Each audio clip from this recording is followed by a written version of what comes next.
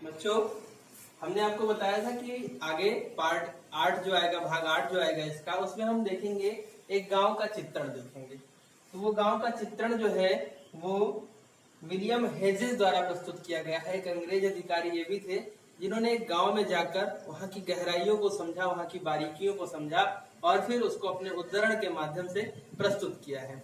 तो हम उसी चीज को देखने जा रहे हैं। तो राजमहल की पहाड़ी पर स्थित एक गांव।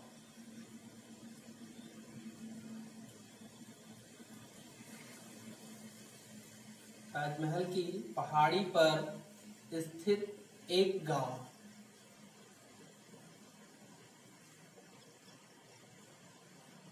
ठीक है बच्चों, तो इस गांव का चित्रण किसने किया? William hedges.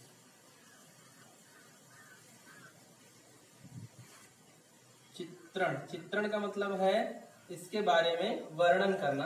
तो 1782 ईस्वी में विलियम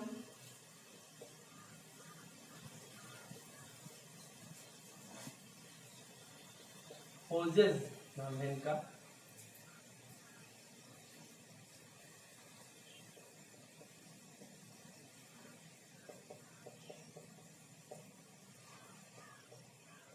ठीक, इसका चित्रण 1782 ईस्वी में विलियम हेजेस के द्वारा किया गया।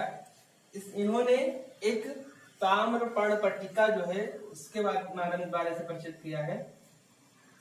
इसका है एक्वा टेंट। देखिए, एक्वा टेंट। एक्वा टेंट होता क्या है? एक्वा टेंट बताता हूं मैं आपको। एक तांबे की पट्टी होती है, ठीक, तांबे की पट्टी पर अम्ल के माध्यम से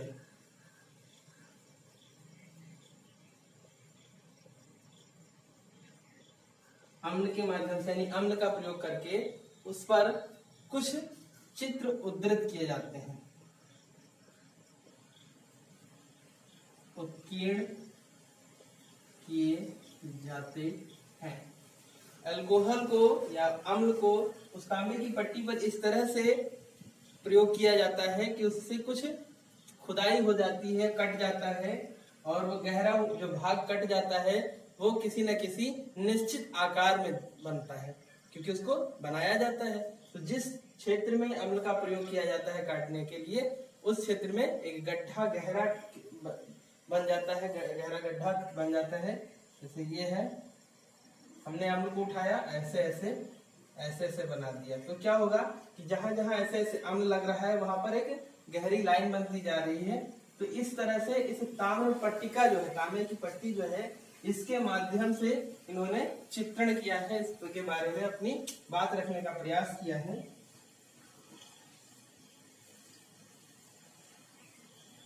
इतना जानिए कि एक्वा टेंट का मतलब है कि तांबे की पट्टी पर अम्ल के प्रयोग से कोई चित्र बनाना। ठीक, ये जो वर्णन करते हैं उसमें क्या बताते हैं कि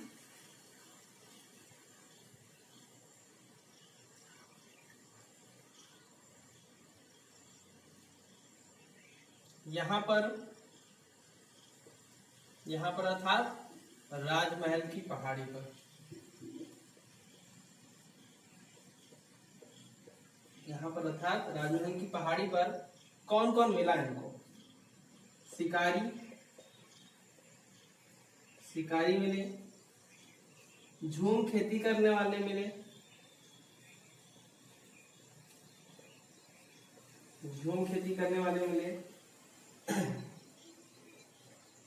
खाद्य पदार्थों को इकट्ठा करने वाले मिले। उसके बाद उन्होंने देखा कि रेशम के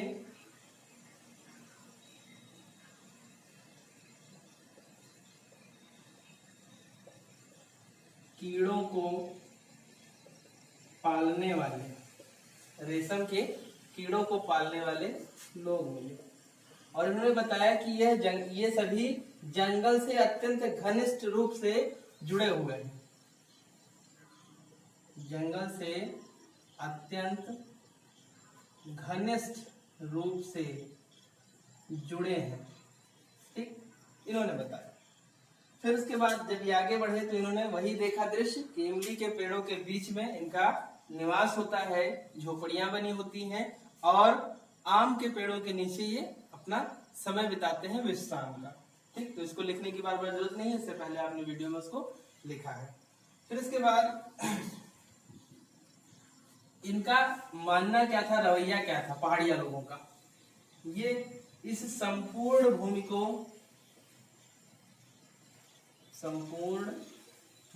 को अपनी निजी भूमि मानते थे। ठीक है, ये जो संपूर्ण भूमि का क्षेत्र है इसको ये अपनी निजी भूमि मानते थे। बाहरी लोगों के संपर्क में आने से बचते थे।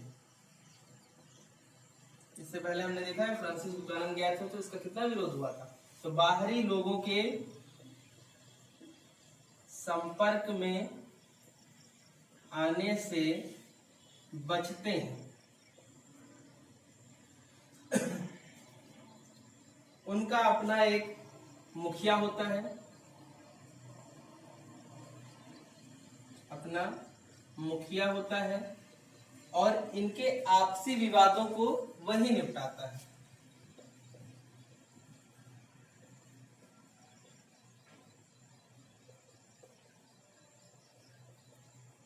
ठीक, इनके आपसी विवादों को वही निपटाता है। लेकिन जब संपूर्ण समुदाय से किसी बाहरी का मुकाबला हो जाता है या किसी बाहरी क्षेत्र के व्यक्ति से संपूर्ण समुदाय का मुकाबला हो जाता है तो सब एकजुट होकर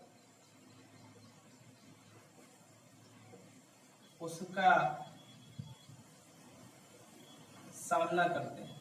यानी कि एकजुटता की भावना बहुत ही प्रबल है और अपने अस्तित्व के लिए सब एक हो जाते हैं, अपने आपसी विवादों को भूलकर, आपसी गिले शिकवे जो है उनको समाप्त करके वो सभी किसी एक से मुकाबला करने के लिए जो उनके समुदाय से बाहर का है एकजुट हो जाते हैं।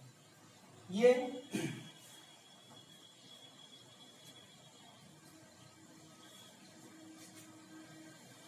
अपनी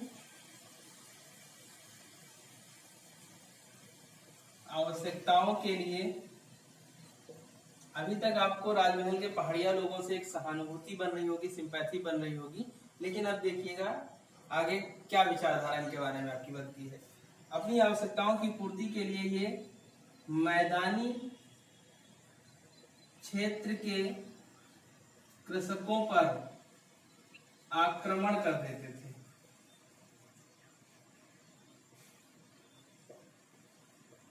आक्रमण कर देते थे, कृषि क्षेत्र जो था इनका, जो कृषि क्षेत्र के मैदानी क्षेत्रों में जो कृषक होते थे उन पर आक्रमण कर देते थे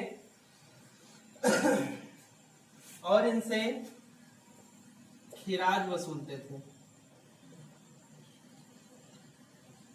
खिराज वसूलते थे यानी कि एक तरह का टैक्स लेते थे कि हम आपको बीच में जो है डिस्टर्ब नहीं करेंगे, आपके ऊपर आक्रमण नहीं करेंगे, आपकी संपत्ति को नहीं लूटेंगे, आपके जानवरों को नहीं लेके जाएंगे, आपकी फसलों को नष्ट नहीं करेंगे।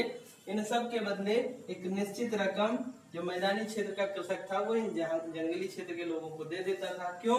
क्योंकि इनसे मुकाबला कर पाना काफी मुश्किल काम था, क्योंकि ये संगठित होते थे और अपनी कुछ आवश्यकताओं के लिए सामूहिक रूप से किसी पर धावा बोलते थे, जबकि कृषक जो होता था वो अकेला होता था, संगठन उसमें नहीं था।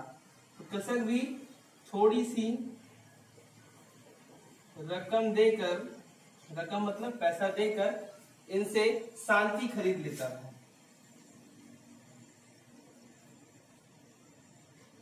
शांति खरीद, यानी कि मुझे सुकून से रहने दिया जाए, शांतिपूर्वक रहने दिया जाए, इसके लिए वह कुछ निश्चित रकम दे देता था। इसके साथ ही साथ सिर्फ कृषकों के साथ ही व्यवस्था नहीं थी, ये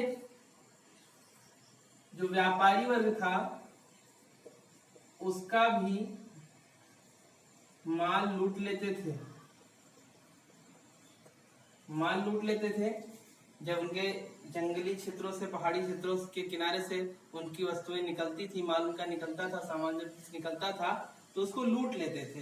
तो इसके लिए व्यापारी इनसे समझौता करते थे और उस समझौते के अंतर्गत इनको कुछ धन दिया जाता था। उसे एक तरह का पथकर कहा जाता था, यानी कि रोड टैक्स कहा जाता था। यानी व्यापारी इनको पथकर देकर शांतिपूर्वक इनके क्षेत्र से गुजरते थे। इसके बाद हम क्या देख रहे हैं, अब इनको देख रहे हैं कि इनका जीवन जो था वो पहले तो विषम परिस्थितियों से घुला मिला है, जुड़ा हुआ है, लेकिन धीरे धीरे देख रहे हैं कि ये अपने आप में एक बर्बरता की मिसाल भी है। किसी की संपत्ति को लूट लेना, कृषक को लूट लेना, व्यापारियों से गुंडा टैक्स लेना, ये सब क्या है, एक तरह का बर्बरता ही है।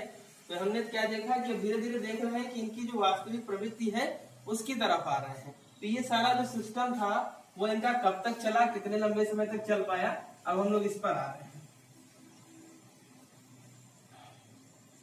तो इनकी जो कार्यप्रणाली थी वो अधिक नहीं चली, कार्यप्रणाली लंबे समय तक नहीं चल सकी। अंग्रेजों को द्वारा जैसे जैसे कृषि क्षेत्र का विस्तार किया गया,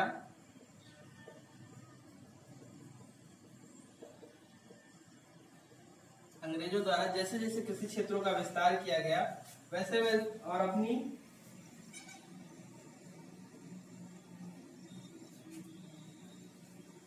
विस्तार किया गया वैसे वैसे इनकी पड़ती जमीनों को जमींदारों व कृषकों ने कृषि योग्य भूमि में बदल दिया।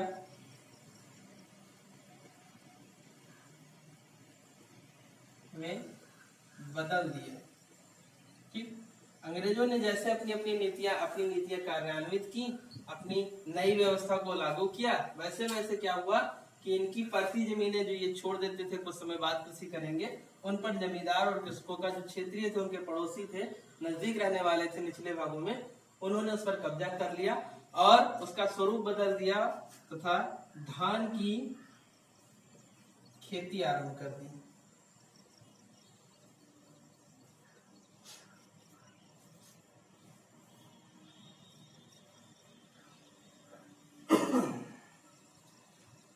इनका विरोध हुआ, लेकिन पहाड़िया लोग असफल रहे, क्योंकि इनके साथ अंग्रेजों की ताकत जुड़ी हुई थी। इसलिए पहाड़िया लोग असफल रहे और इन्हें जंगली क्षेत्रों में, जंगल के अंदर के क्षेत्रों में जाकर शरण लेनी पड़ी। ठीक, इस तरह से हम देख रहे हैं कि एक गांव जो है उसकी क्या दशा होती है अंग्रेजों की नीतियों के कारण। फिर उसके बाद 1770 के दशक में ब्रिटिश अधिकारियों ने इन्हें निर्मूल करने का लक्ष्य निर्धारित किया।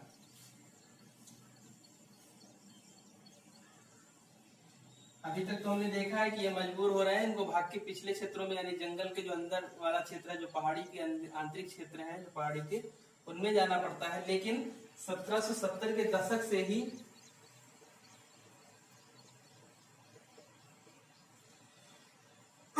ब्रिटिश अधिकारियों ने इनको निर्मूल यानी वहां से विस्थापित कर देने के लिए क्रूर नीतियों का अनुसरण आरंभ किया।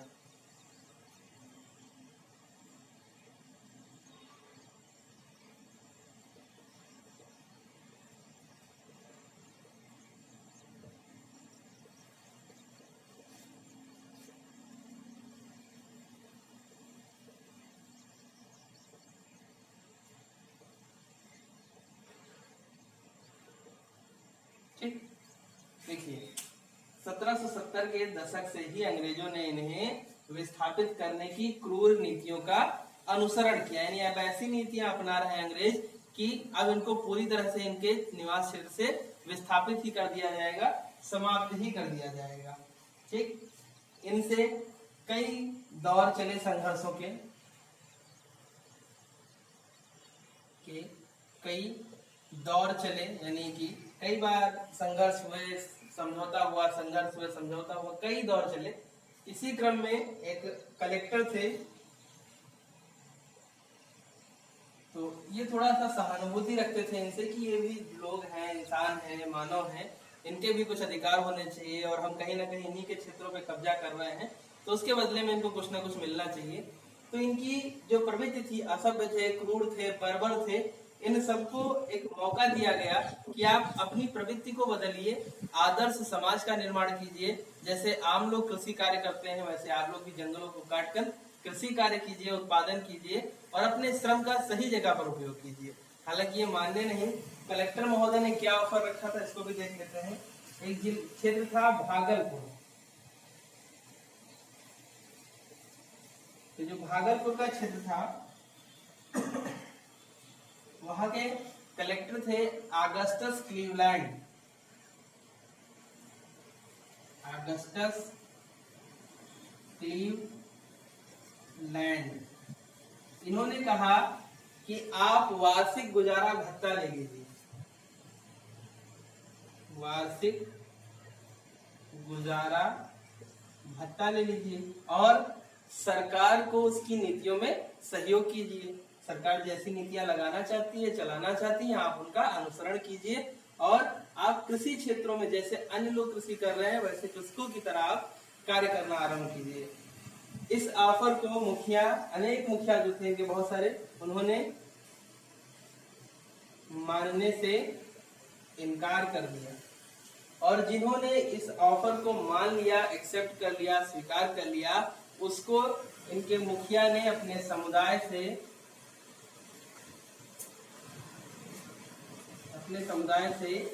बाहर कर दिया, यानी कि अब वह समुदाय का सदस्य नहीं रह गया।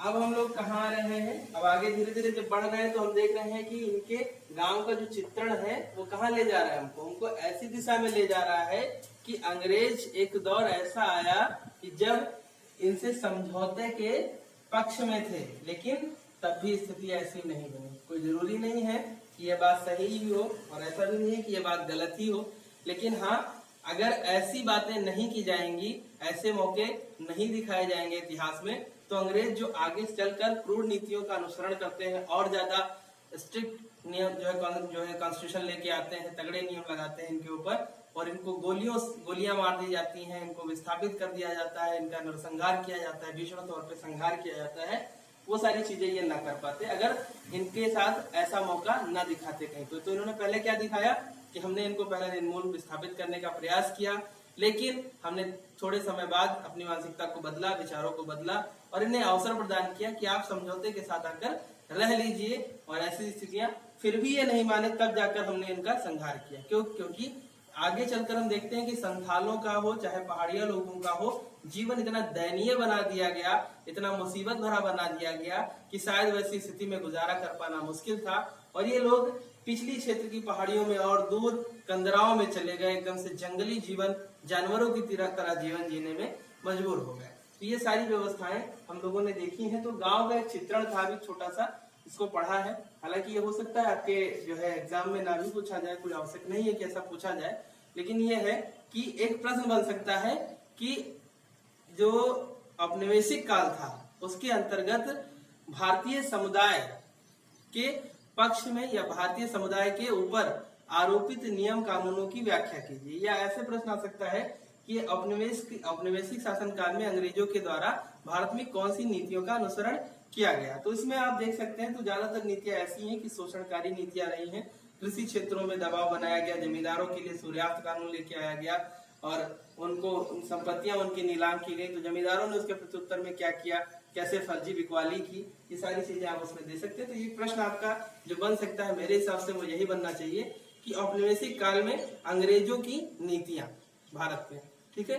तो ये पूरा हो गया, ये गांव का चित्रण हो गया। अब इसके आगे जब हम आएंगे तो हमारा इसके बाद अगला जो टॉपिक आता है वो है संथाल या अगुआ बासिंदे। वो कैसे लेके आए गए, वो कैसे आकर इनके क्षेत्रों में बस गए। अब पहाड़िया क्षेत्र में, राजमहल की पहाड़ी क्षेत्र में जो पहाड़िया लोग हैं उनको कुछ हद तक पीछे हटा दिया गया, विस्थापित कर दिया गया है। वो इस बात को मानने के लिए तैयार नहीं है कि हम आपकी नीतियों में सहयोग करेंगे, आप जो कृषि कार्य हमसे करवाना चाहते हैं उसको करेंगे। इन सब चीजों के लिए वो कतई तैयार है नहीं, तो ऐसे में क्या किया जाए। बुकानन का एक आपने वर्णन देखा ही होगा कि बुकानन एक जगह पर यात्रा करने जाता है तो वहां पर देखता है कि बहुत सारे लोग ऐसे हैं जो खेती करते हैं, तंबाकू का उत्पादन करते हैं। आने वाले वीडियोस में आपको मैं बताऊंगा कि वो एक जगह यात्रा करने गया था तो उसने देखा कि वहाँ तंबाकू और सरसों का बहुत अच्छा उत्पादन हो रहा है। तो उसने पूछा कि ये उत्पादन कौन कर रहा है, तो बताया गया कि संथाल लोग कर रहे हैं। तो वो वापस आकर अंग्रेज अधिकारी था तो अंग्रेज की ईस्ट इंडिया कंपनी को बताता है कि एक इनके साथ ही रहने वाला ऐसा समुदाय है संथाल समुदाय, जिसको अगर इनके आसपास बसा दिया जाए और उसको प्रलोभन देके रखा जाए, उसको खेती बढ़ाने के लिए कहा जाए तो वो इनका मुकाबला कर सकता है। क्यों? क्योंकि ये पहाड़ी क्षेत्रों में रहने वाले थे तो इनका मुकाबला कर पाना अंग्रेजों के बस की बात पूरी तरह से नहीं था। ये भले पीछे चले गए थे, छुप गए थे, लेकिन अवसर आने पर ये समय समय पर उन पर आक्रमण करते थे। जंगली क्षेत्रों में सारे रास्ते इनको पता है, अंग्रेज कहीं से निकल रहे हैं, अचानक से हमला किया और गायब हो गए। अंग्रेजों को पता ही नहीं चला कहाँ से आया कौन और कहाँ मार के चला गया। तो ऐसी परिस्थितियां इनके साथ बनती रहती थी। तो अंग्रेज भी जो थे वो काफी हद तक इनसे त्रस्त हो चुके थे, उनके बस की बात नहीं लग रही थी। तो ऐसे में एक निर्णय आया कि इनके सामने अगर हम संथाल को बसा दें, संथाल को इनका मुकाबला करने के लिए रखें, तो हम भी बचेंगे, हमारे सैनिक भी बचेंगे और ये आपस में ही कट मरकर जो आगे बच पाएगा उसको हम अपने साथ पे रख लेंगे। ये पॉलिसी इन्होंने फॉलो की। तो अगला जो हमारा टॉपिक आ रहे हैं तो आ रहा है वो है संथाल अगुआ बासिंदे, संथालों को लाकर बसाने का क्रम। हालांकि बाद में संथालों से भी उनका विवाद हो गया, संथालों से भी उनकी बहुत अच्छी ट्यूनिंग नहीं रही, धीरे धीरे विद्रोह और विद्रोह बड़े स्तर पर होता चला गया। तो वो सारी चीजें हम लोग आने वाले वीडियोस में देखेंगे। तब तक आप लोग इसको बढ़िया अच्छे से देखिए, मन लगा के मेहनत से पढ़िए। Thank you.